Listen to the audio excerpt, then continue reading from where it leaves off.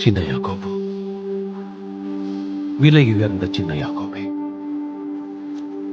நான் சொல்றத நீ ரொம்ப கவனமா கேட்கணும். ஏன்னா நான் சொல்ல போறது உன் முழு வாழ்க்கையையும் இந்த கட்டத்துல வரையறுத்து இனி மீதமுள்ள வாழ்க்கையை அர்த்தமுள்ளதாக்கும். நான் சொல்றது உனக்கு புரியுதா? பிதாவின் சித்தத்திற்குள் இருந்தா என்னால இப்பவே உன்னை குணமாக்க முடியும். அதனால நீ ஒரு நல்ல சாட்சி சொல்ல முடியும். சரியா? நீங்க அற்புதங்களை செய்யறீங்கன்னு இது ஒரு நல்ல சாட்சி தான். ஆனா இந்த மாதிரி சொல்லக்கூடிய ஏராளமானவங்க ஏற்கனவே இருக்காது.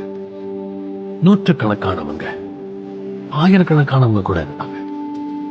ஆனா நீ சொல்லக்கூடிய சாட்சியை யோசிச்சு பாரு. குறிப்பா வரவிருக்கிற இந்த பயணத்துல நான் உன்னை குணப்படுத்தலனாலும் இதுக்கு மத்தியில நீ இன்னும் எப்படி தேவனை அறிவித்து துதிக்கிறதுங்கிறத நிச்சயம் அறிஞ்சுக்கணும்.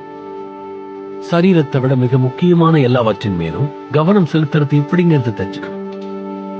நீ நித்தியத்தை எந்த துன்பமும் இல்லாம கழிப்பங்கிறத அறிந்து இந்த பூமியில எப்படி நீ இந்த துன்பங்களையும் பொறுமையோடு இருக்க முடியுங்கிறத மக்களுக்கு எடுத்து காட்ட முடியும். இதை எல்லாராலையும் புரிந்து கொள்ள முடியாது. பிதாவும் நானும் எத்தனை பேர் இந்த காரியத்துல நம்ப முடியும்னு நீ நினைக்கிற?